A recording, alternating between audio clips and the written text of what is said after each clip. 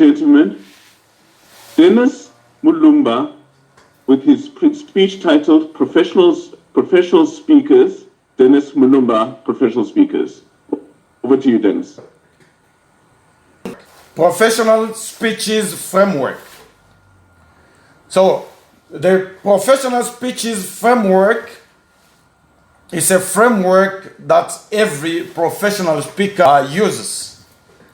So here you got speeches that we make at clubs, and we have also speeches that any professional speaker can make at any big event.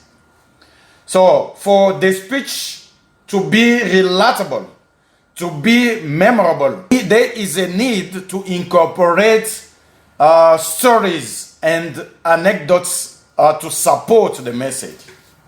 So this morning, we're going to see how to use the framework of professional speakers. As I said, we need to incorporate stories in our speeches. So as a professional speaker, you need to know when to incorporate stories or anecdotes in your speeches to make it relatable, to make it memorable. And for that, there is common knowledge or the common theory of good speeches. You need first to have a point. After a point, you need a story. After a story, you need a conclusion. We all do that every day in our speeches, but sometimes we miss a good story, or to show, not to tell, actually. But what are those stories and where does them come from?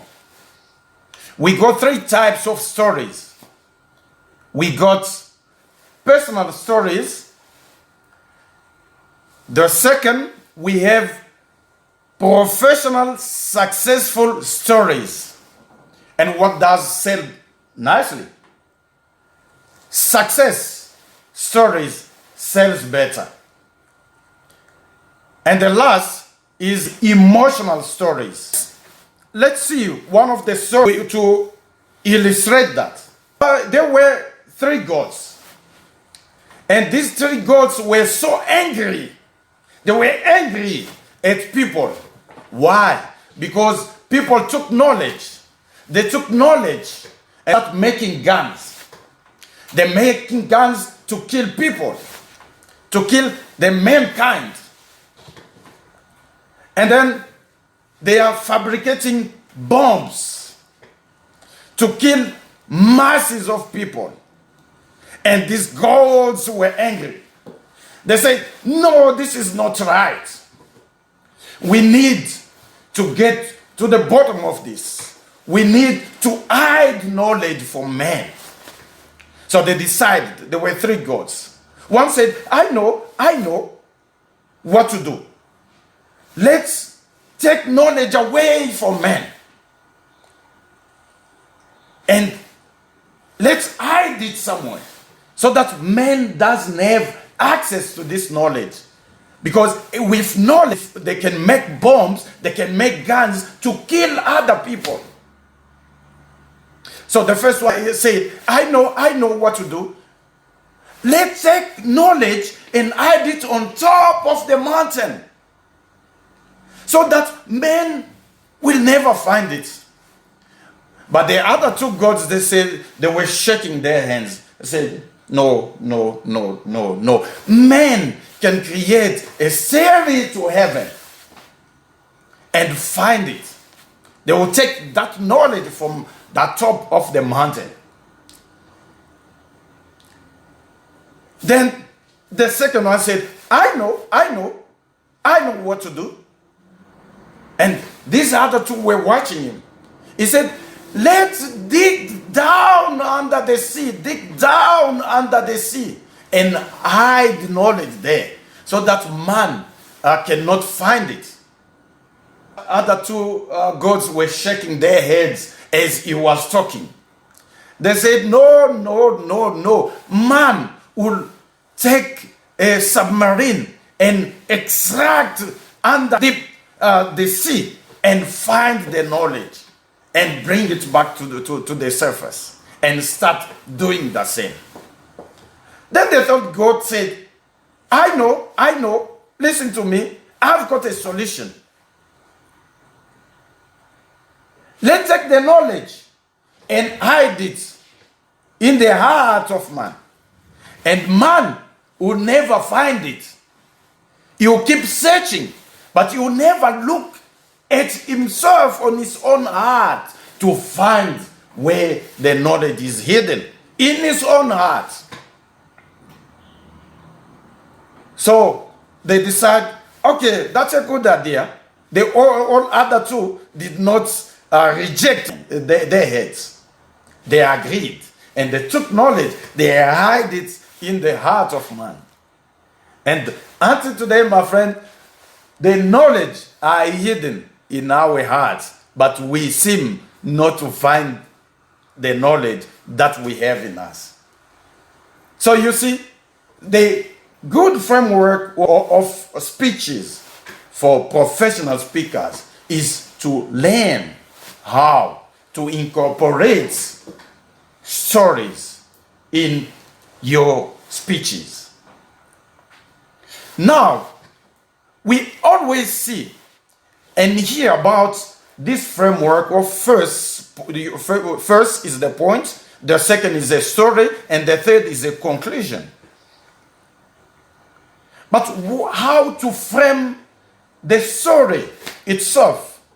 This, no one speaks about it, is what we want to see in the next step.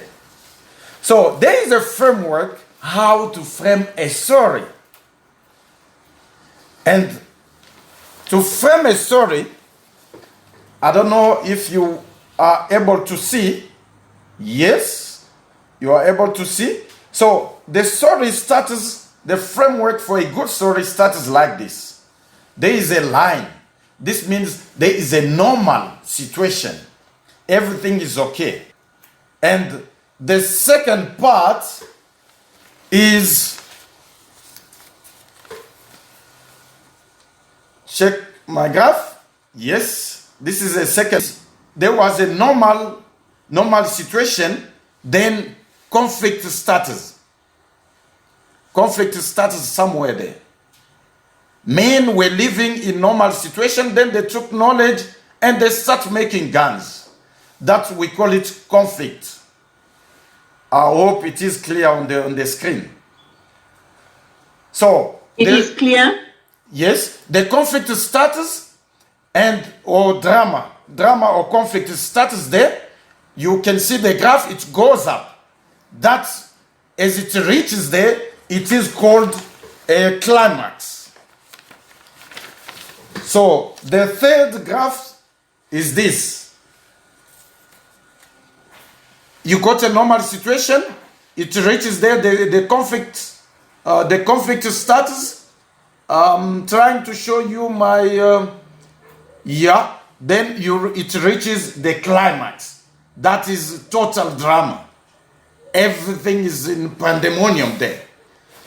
Climax. That's how you frame a good story. And the fourth part is, as the story reaches climax, two things will happen. There need to be a solution. I hope it is clear there. Yes, there is normal situation, then there is the conflict status, climax, there is a solution, and at the end, and you see after the solution, there is what we call the end. The end comes back to the normal situation. That's how you frame a story. A speech starts by first a point, story, and conclusion, and this was just to show you the framework of a story. Normal conflict starts or drama, then you reach the climax. After climax, there will be a solution. After the solution, there is at the end, then it becomes back to normal. I would like us to see is not to tell stories, because everyone speaks about telling stories. But as a great professional speaker, you need to show the story. You don't just need to tell it. How to show the story? You need to use gestures. As I said, you see, the gods were angry. It shows that they were angry, trying to show it. I'm not just telling it, I'm trying to show it. You use gestures to attract emotions. Now, my friend, let's see another story that shows exactly what we should do as professional speakers. You got lots of minutes to speak. What to do? You can't just keep on pumping informations. People will get tired. Their mind will go blind sometime. They'll get distracted. They'll go to their phones. But as you bring emotional stories, we said there are three types of stories. There are personal stories. You can use your personal a speech or a stories that you tell. You're telling your story. You can use professional successful story that sells better. And you can use emotional stories. So, my friend, emotional stories are any type of stories that you can tell to attract attention of your audience so that they are able to listen to what you are saying. Now, let's come to the framework of the speech and the framework of a story. There is a story that I like much. A true story.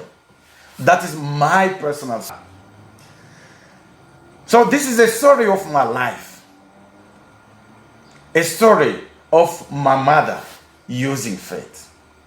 So this woman, one day, she had a child, a male child. This child fell sick.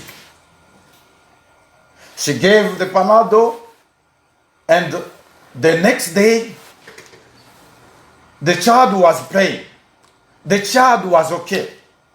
She went to the market. 3 hours later, the news was broken to her that your child is dead. That is lifeless. Dead.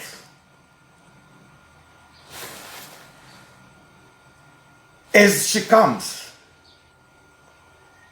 because she was called on the phone, your child is dead. She starts coming, crying, mourning, crying, mourning, coming, and she reaches home. She gets inside the house. She finds a child sleeping, laying down, eyes closed, breathless. The child was dead. Lifeless body on the mattress. And there came the crowd, family members. They came all together and they were mourning. But as they were mourning, as they were crying,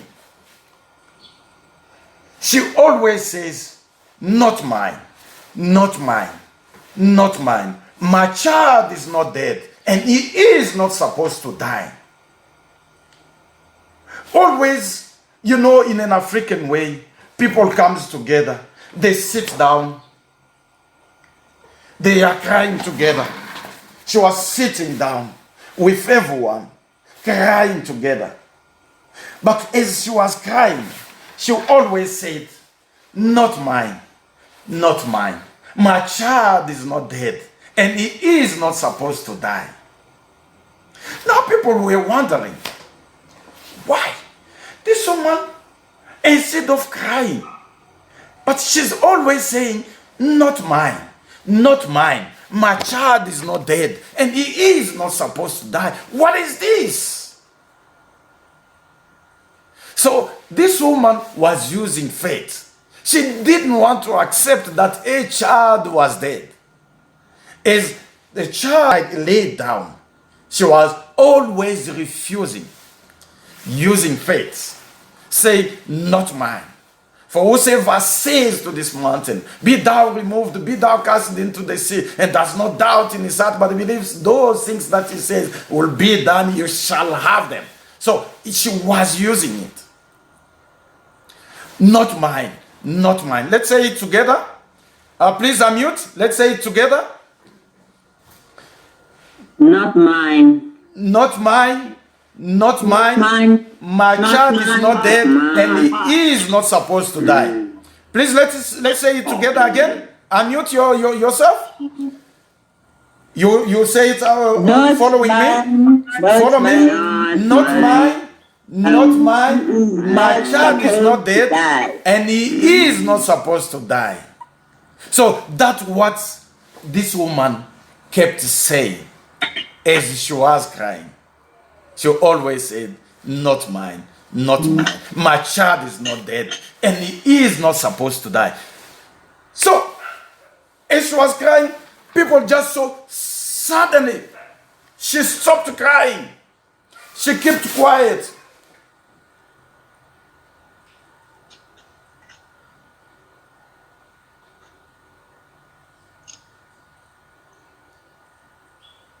Suddenly, she stood. She stood. She picked up the child, the dead child, the corpse. She put the child on her shoulders. She started running.